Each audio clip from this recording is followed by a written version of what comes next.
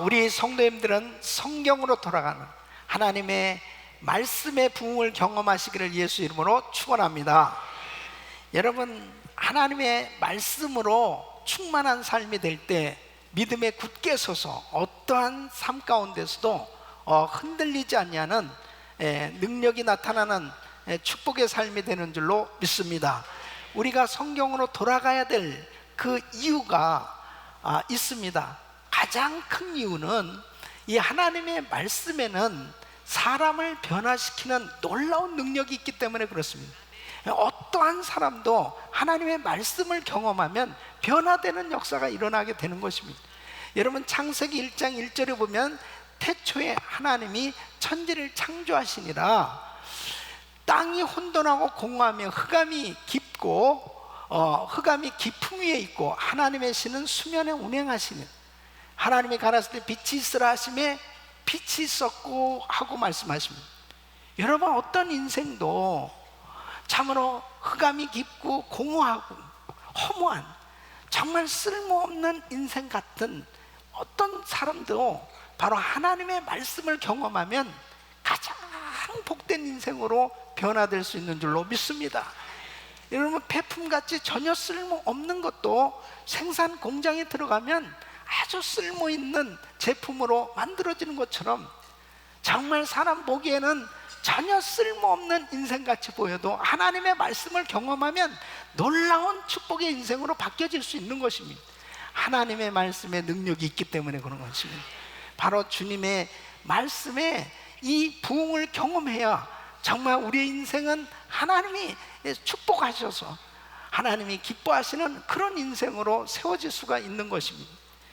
여러분, 1866년 9월 3일 날 영국의 토마스 선교사는 이 제너럴 셔먼호를 타고 이제 이 조선 땅을 방문해서 조선 땅에 복음을 전하기 위해서 대동강을 거슬러 오다가 조선 관군들이 쏜 풀화살에 이 배가 파손이 됩니다.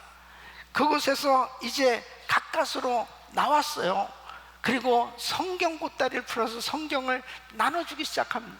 그러다가 잡혀서 이제 칼에 맞아 죽게 되는데 이 큰 칼을 들고 이제 목을 배려하는 이 박충건이라고 하는 병사에게 이 성경책을 줍니다.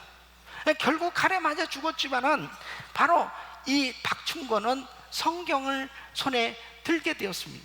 그가 집에 와서 그 성경을 읽게 되었는데 그 말씀을 접한 박충건이가 바로 예수를 믿게 됩니다.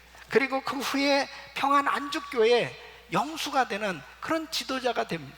그 성경책을 집에다가 숨겨두었는데 그 조카가 와서 그 성경책을 보곤 했답니다. 그러면서 그 조카도 예수를 믿고 중국에 가서 로스 선교사를 만나서 이 한문으로 된 성경을 구약 성경을 구약 성경을 한글로 번역을 하는 놀라운 역할을 하게 된 것입니다. 이 토마스 선교사가 죽기 전에 성경책을 나눠줬는데 최치량이라고 하는 12살 먹은 아이가 이 성경책을 받게 됩니다. 그러니까 이 성경책을 가지고 누구에게 전달했냐면 평양에 관리했던 박영식이라는 사람한테 그 성경책을 전달합니다. 이 박영식은 그 성경책을 가지고 자기 집에 전부 벽면에다가 다 도배를 하는 거예요. 그 성경책을 가지고 자기가 하나님을 모르니까 이 성경책 찢어가지고 전부 도배를 했는데 참 감사하게 눈만 뜨면 성경이 보여지는 거죠. 밥을 먹으면서도 성경책을 보고 그리고 잠자고 일어나서 벽을 보면 자꾸 성경이 보여지는 거죠. 정말 하나님의 은혜로 이 박영식도 예수를 믿게 됩니다. 그리고 자기 집에 교회를 세웠는데 이 널다리 교회라고 하는 교회가 세워집니다. 후에 이 널다리 교회는 우리가 잘 아는 평양 장대현 교회로 바뀌어지게 됩니다. 그 장대현 교회는 1907년 평양에 대부흥의 역사가 일어났던 그 장소 아닙니까? 성경책이 정말 그의 인생들을 그렇게 바꿀 수 있는 것이 바로 뭐겠어요? 하나님의 말씀에는 사람을 변화시키는 능력이 있기 때문인 줄로 믿습니다. 그래서 로마서 1장 16절 보면 내가 복음을 부끄러워하지 아니하는 이 복음은 모든 믿는 자에게 구원을 주시는 하나님의 능력이 됩니다. 복음을 접하면 하나님의 말씀을 듣고 읽는 영혼에 바로 하나님께서 생명을 주시고 그 영혼을 살리게 되는 줄로 믿습니다. 그래서 하나님의 말씀에는 놀라운 능력이 있는 것입니다. 히브리서 4장 12절 말씀 보면 하나님의 말씀은 살았고 운동력이 있어 좌우의 날씨는 어떤 것보다도 예리하여 혼과 영과 및 골수와 관절을 찔러 쪼개기까지 하는 이 말씀의 능력을 경험할 수 있기를 예수 이름으로 축원합니다. 바로 그렇게 예수를 핍박했던, 예수 믿는 사람을 핍박했던 사울이 바울로 바뀌어져서 정말 오직 예수, 오직 복음을 증거하면서 그 많은 영혼들을 살리는 이 위대한 복음 전도자가 된 것, 바로 어떻게 바울의 인생을 그렇게 바꿔놓을 수 있었습니까? 말씀의 능력이에요. 어떤 인생도 하나님의 말씀을 접하면 변화되는 줄로 믿습니다. 어떤 이 집안에 참 골치 썩이는 아들이 있었습니다. 그렇게 얼마나 부모의 마음을 아프게 했냐면은 학교도 안 가고 마약을 하고 그러면서 그렇게 고칠 수 없는, 그러다가 집을 뛰쳐나갑니다.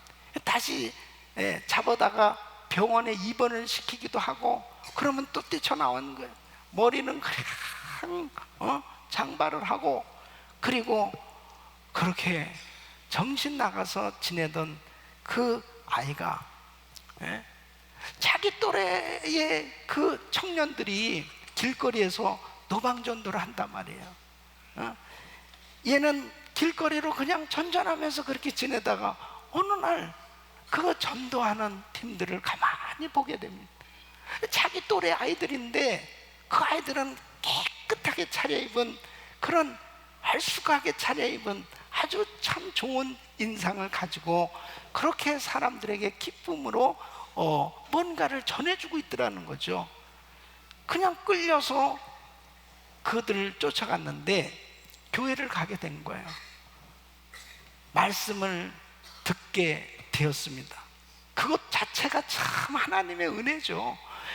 결국은 하나님의 그 놀라운 역사하심으로 예수님을 영접하게 되고, 그리고 성령으로 거듭나고 나니까 정말 완전히 딴 사람이 된 거예요. 새 사람으로 바뀌어져서 집에 들어가서 부모님에게 내가 예수님을 믿게 되었다고 머리를 깎고, 그때부터 공부를 해가지고 법과대학을 나오고 변호사가 돼서 자기처럼 그렇게 방황했던 아이들에게 상담도 해주고 그렇게 기쁨으로 정말 예수님을 전하는 사람으로 바뀌어진 간증이 있어요.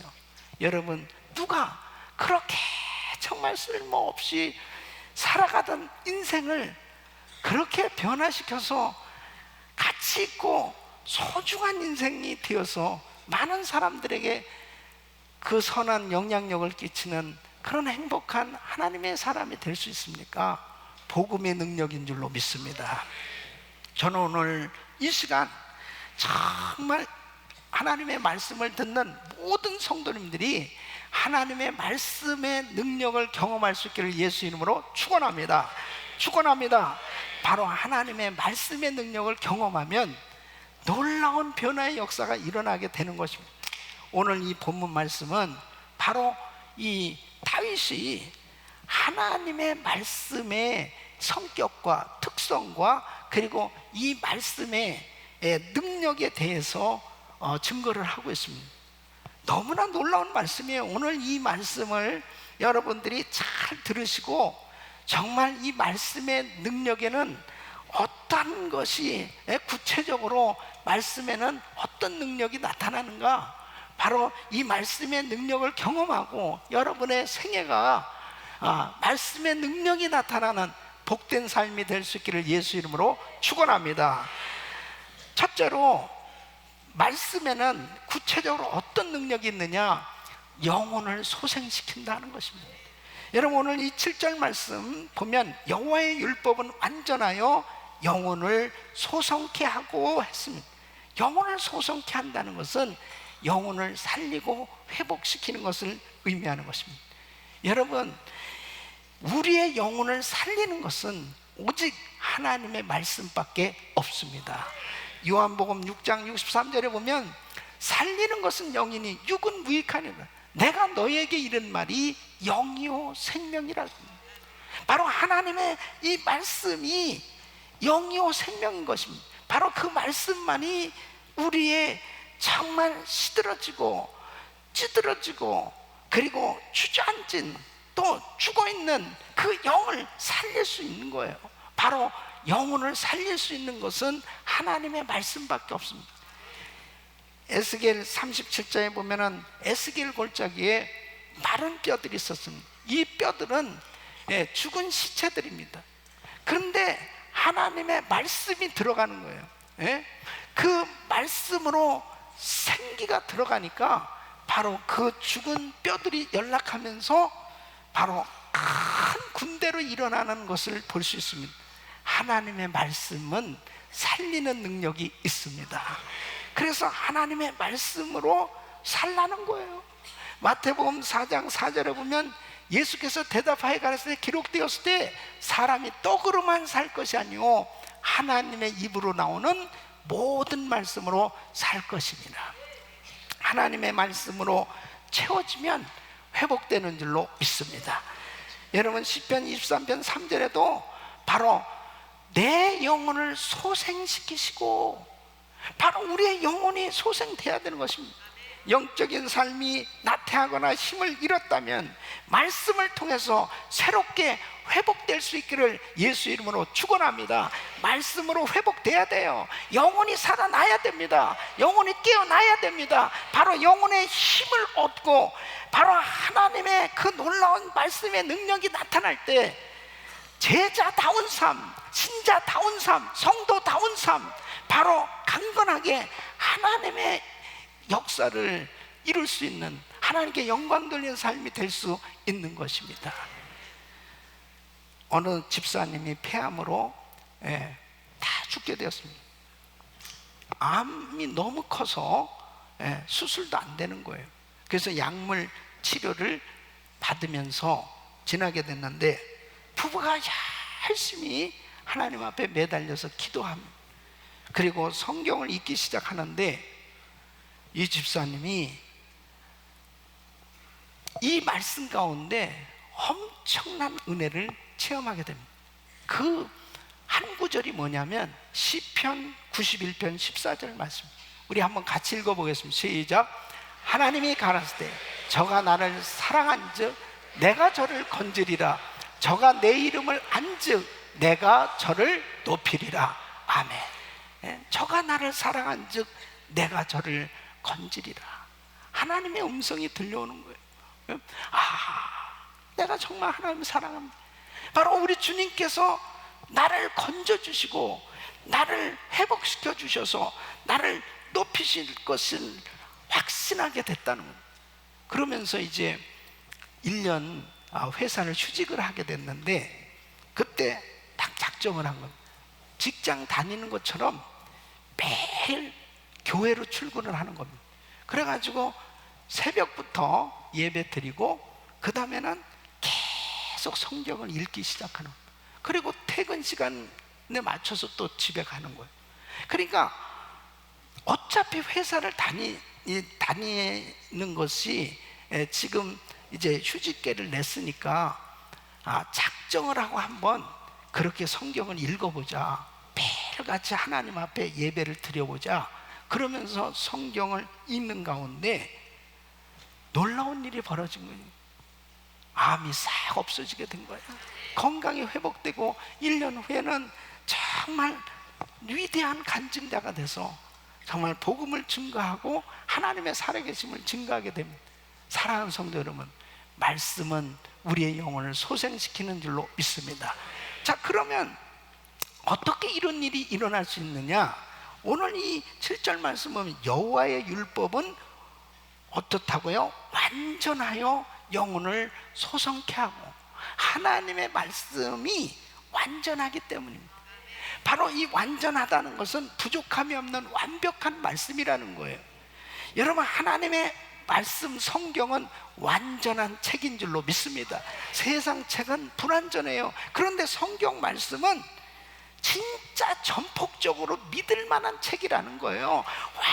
완전 정확무한, 흠이 없는 하나님의 말씀이기 때문에 그 말씀을 받아들이는 그 순간에 영혼이 소생되게 되는 것입니다.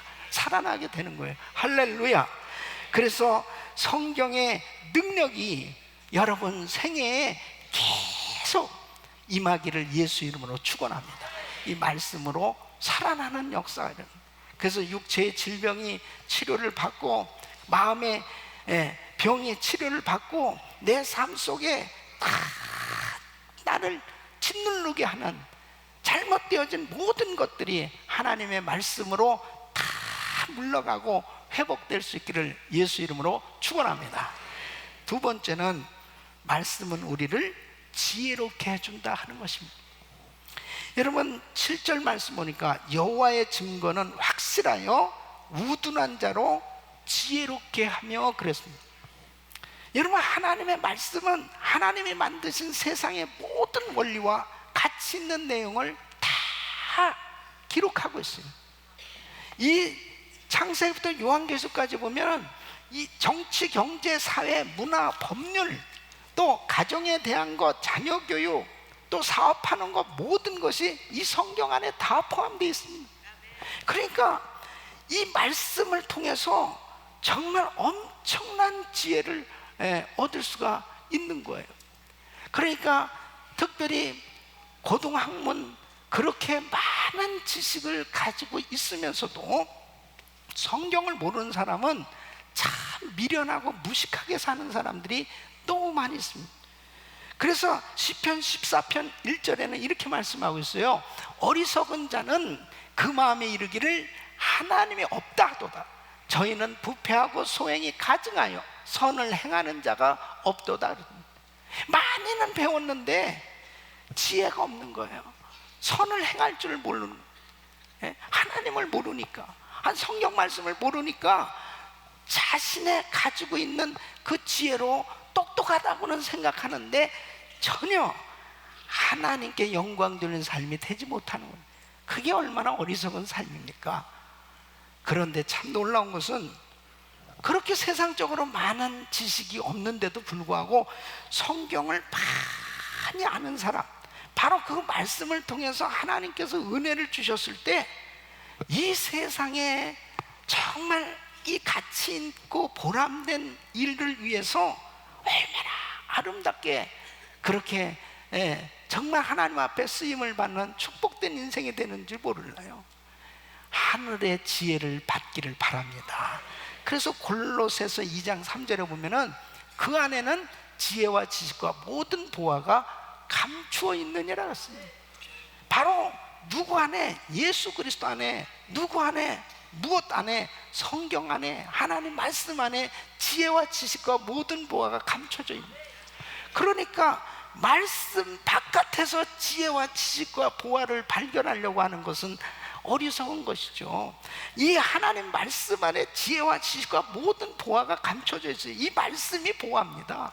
그러니까 이 말씀 속에서 놀라운 지혜를 얻어서 살게 되면 사업할 때거나 자녀를 양육할 때거나 우리가 어떤 일을 해도 이 말씀을 통해서, 말씀 안에서 살아가려고 해보세요. 하늘의 지혜가 임해서 정말 성공적인 삶이 되는 줄로 믿습니다. 그래서 잠언 1장 7절에 보면 여호와를 경외하는 것이 지식의 근본이거늘 그랬습니다. 바로 하나님을 경외하는 것이 지혜와 지식의 근본이 되는 것입니다. 하나님을 경외하는 성도들에게 하나님께서는 하늘의 지혜를 주시는 거예요. 여러분 보세요.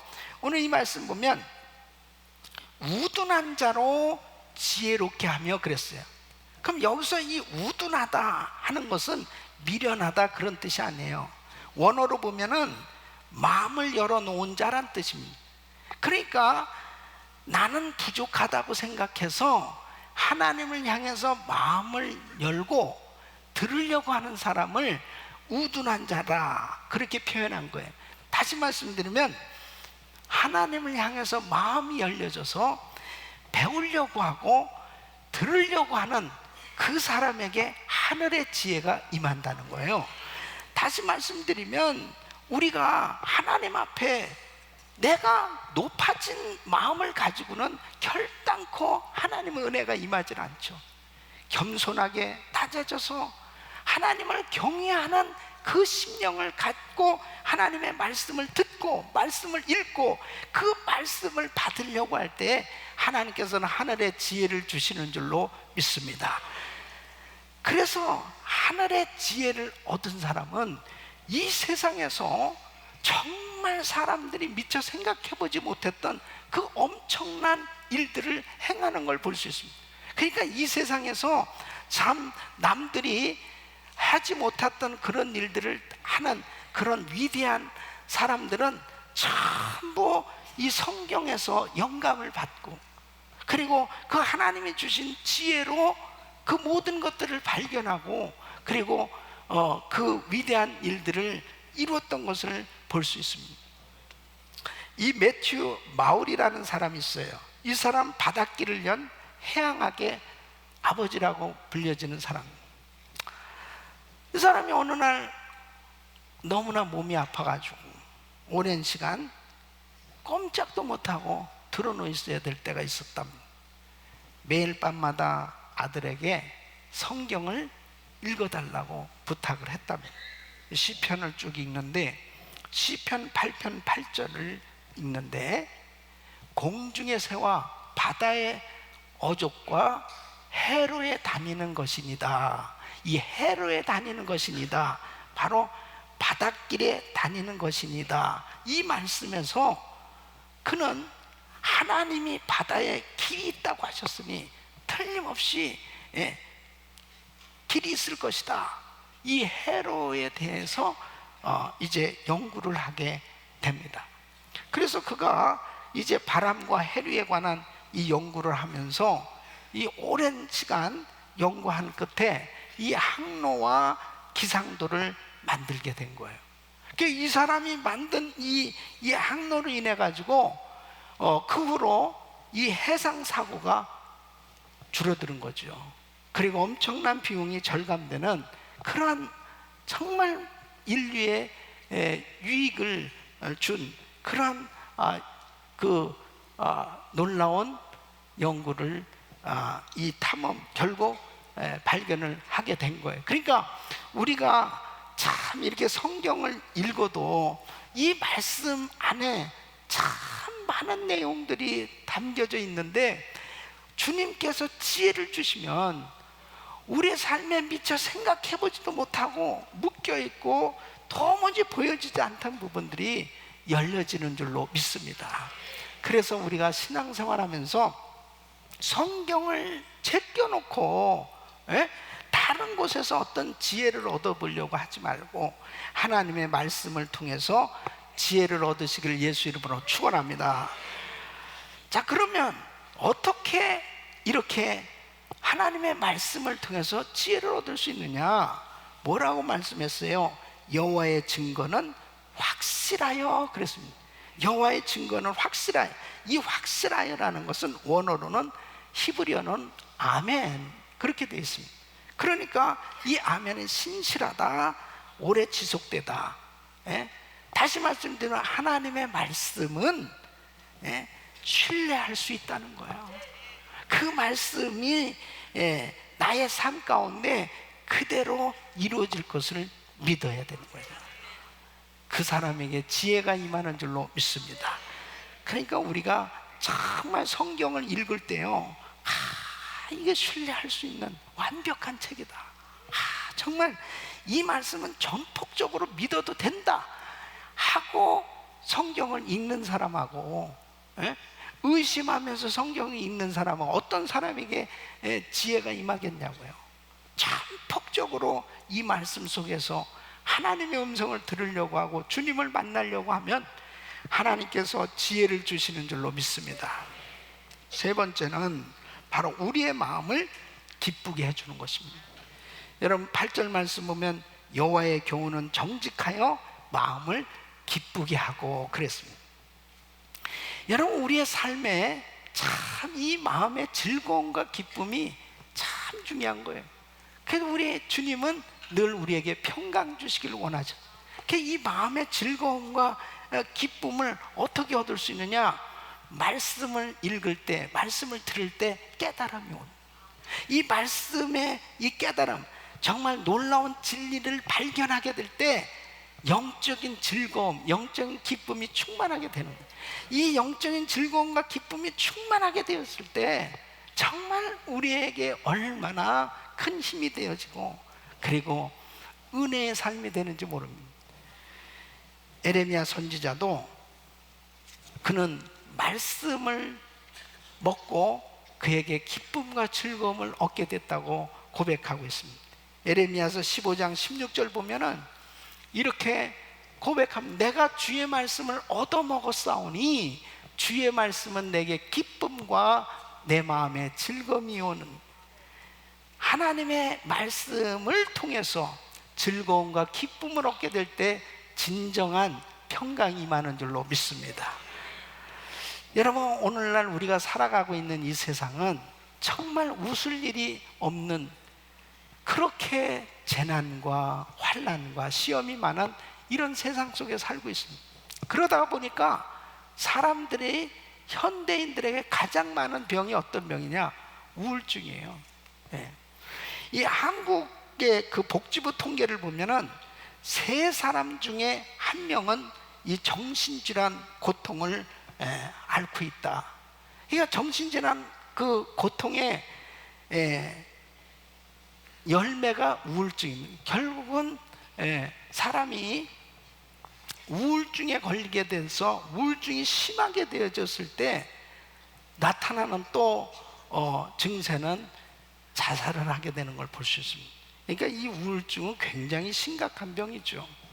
그러면 우리가 살고 있는 이 미국은 지금 어떠냐? 미국은 매년 520만 명의 아이들이 이렇게 많은 아이들이 우울증에 걸린다는 1480만 명의 성인이 우울증을 앓고 있다는 것입니다. 그러면 한국하고 미국하고 보면은 미국 사람들이 훨씬 우울증 환자가 많다는 거예요. 그런데 자살률은 한국이 훨씬 높아요.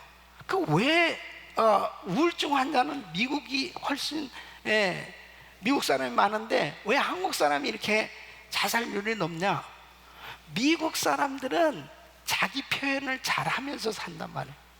나 우울해. 그럼 우울하다는 것을 표현한. 그런데 한국 사람은 표현을 안 해. 그냥 죽어버려. 그러니까 아주 심한 상태가 되어진 것을 우울증이라고 하는데 미국에서는 그냥 정말 초기 증세 볼 때는 거의 정상적인 사람이야. 그래도 그 사람을 진단했을 때 우울증 증세가 있다. 그런 사람들이 그렇게 많다는 거죠. 자, 그럼 우리 성도님들은 한번 어떤가? 나는 우울증이 있나 없나? 그걸 어떻게 아느냐? 우울증에 걸리면 웃음을 잃게 됩니다. 웃음이 없어요.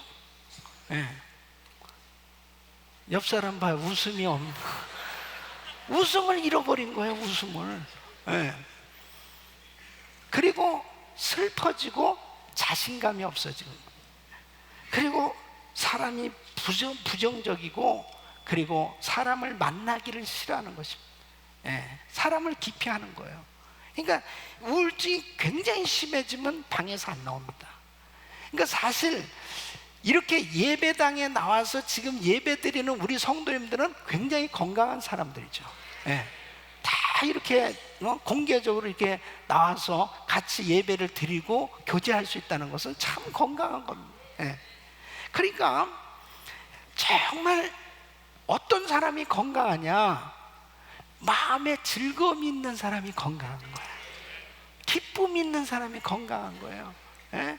그러니까 참 우리 성도님들이 항상 이 마음에 즐거움과 기쁨이 넘쳐날 수 있어야 돼요. 예? 다른 사람 다 웃는데 자기는 웃음이 없어지는 사람이 있어요. 예. 그거는 병이라니까. 진짜 다른 사람이 그렇게 막 기뻐하고 다 좋아하는데 자기는 그냥 기쁨이 없어. 이게 지금 심각한 병이라니까요. 하나님의 말씀이 들어가면 기쁨이 충만해지는 줄 믿습니다.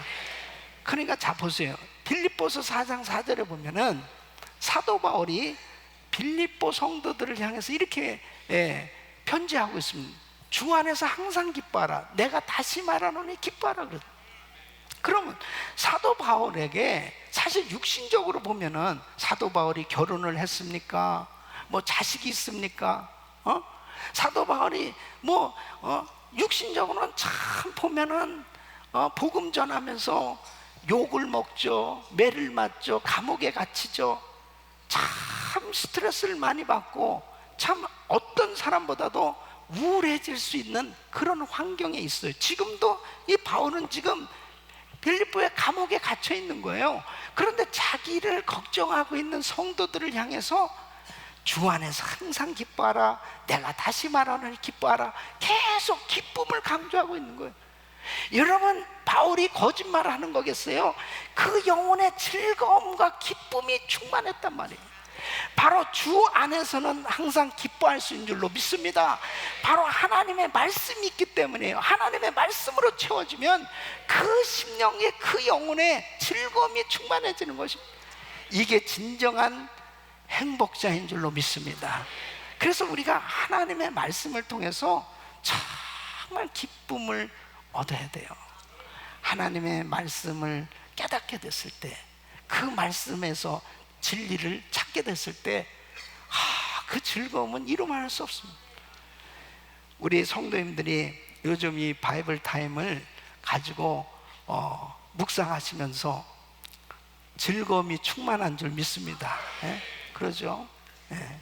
저도 지난 주간에 말씀 묵상하는 것 가운데 한 가지 창세기 21장 1절 말씀이 그렇게 제 마음에 오면서 얼마나 제 영혼을 소생시키고 그리고 즐거움과 기쁨이 충만해졌는지 몰라요. 자, 이 말씀 한번 읽어보겠습니다. 시작. 여호와께서 그 말씀대로 사라를 권고하셨고 여호와께서 그 말씀대로 사라에게 행하셨으므로 그랬습니다. 자, 이 말씀의 배경은 창세기 20장에 아브라함과 사라가 블레셋 지역으로 가게 됐잖아요. 거기서 또 실수를 하죠. 뭐냐면은 이 사라에게 또 누이라고 그러라. 또 나를 오라비라고 그러고 내 누이다. 근데 거기서 잡혀갑니다. 블레셋과 에비멜렉한테 잡혀가잖아요. 그죠? 그래서 잡혀가요. 근데 난 너무 우스운 게 뭐냐면은 애굽으로 처음에 애굽에서 바로 왕 앞에도 그때 잡혀갔을 때 사라가 아리답고 곱고 당신 때문에 나까지 죽이고 그냥 당신 뺏어갈지 모르니까 그냥 우리를 누이 오라비라고 그러고 그러자고 그랬어요. 그때는 어떨지 모르겠는데 아니 지금 이때 나이가 사라의 나이가 거의 90이 가까운 거야. 그런데도 아리따웠더라 그런단 말이에요. 우리 권사님들 끝까지 몸매를 유지하시길 바랍니다. 야, 난 이게 얼마나 아니 이때도 잡아갔다니까. 사라를 90 다 된 할머니를 잡아갔다니까. 물론 사라가 127세에 죽었어요. 90에 이제 이삭을 낳았잖아요. 127세 죽은 거 보면은 평균 지금으로 보면은 이때가 약 한 뭐 우리 지금으로만 한 70대 되지 않았을까? 근데 그때도 사라가 아리했다고 고왔다고 그러는 거예요. 어떤 형제가 그러더라고요. 요즘 이 그냥 잘들 꾸며가지고 이 60대 이 아줌마들도 총각들이 자꾸 쫓아다니는 거예요. 총각들이 자꾸 한번 만나게 해달라고. 그래서 총각들이 처녀인지 아가씨인지 아줌마를 구분할 수 있는 방법이 뭐냐?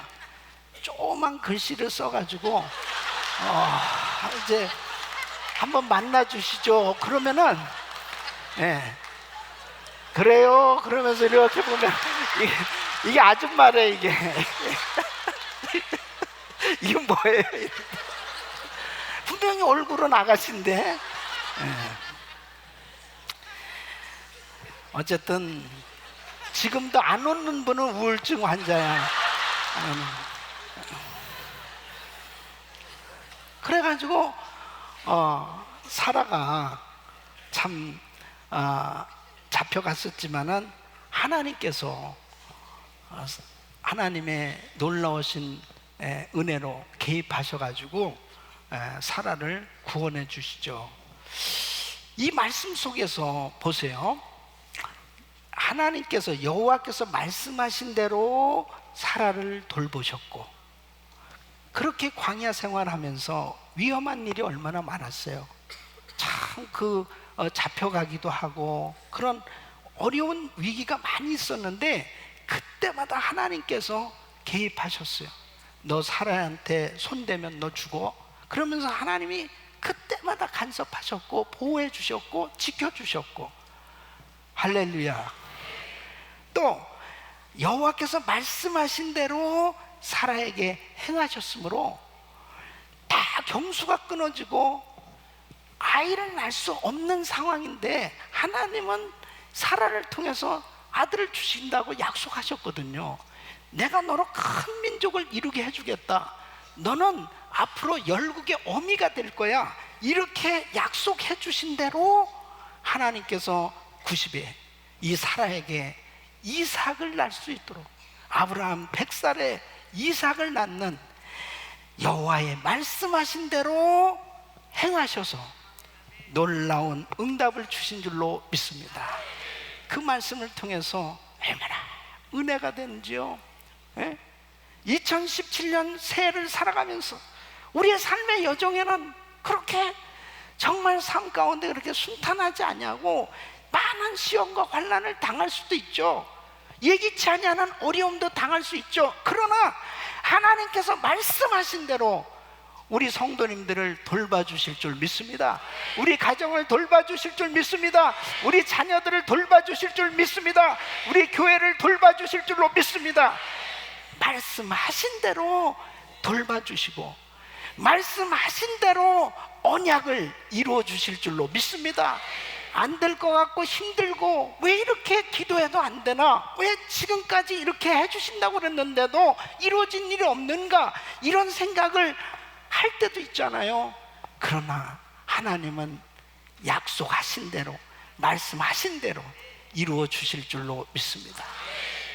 이 말씀 가운데 얼마나 힘이 되는, 하나님은 바로 사라를 돌봐주시고 사라에게 그대로 행하셨던 그 하나님, 저와 우리 성도님들을 금년 안에도 돌봐주실 뿐 아니라 주님 앞에 서는 그날까지 약속을 다 이루어 주시고 인도해 주실 줄로 믿습니다. 이 놀라운 말씀이 정말 우리에게 있기 때문에 얼마나 힘이 되는지 몰라요. 바로 우리 주님의 이 약속의 말씀만 붙들고 나가면 우리의 영혼이 소생되고 바로 하나님의 지혜를 받아서 분별력을 가지고 항상 하나님이 기뻐하시는 삶이 될 줄로 믿습니다. 우리 성도님들의 그 심령 속에 하나님의 은혜로 늘 충만하고 말씀으로 채워져서 늘 그 심령에 즐거움과 기쁨이 넘치는 행복한 신앙생활이 되기를 예수 이름으로 축원합니다.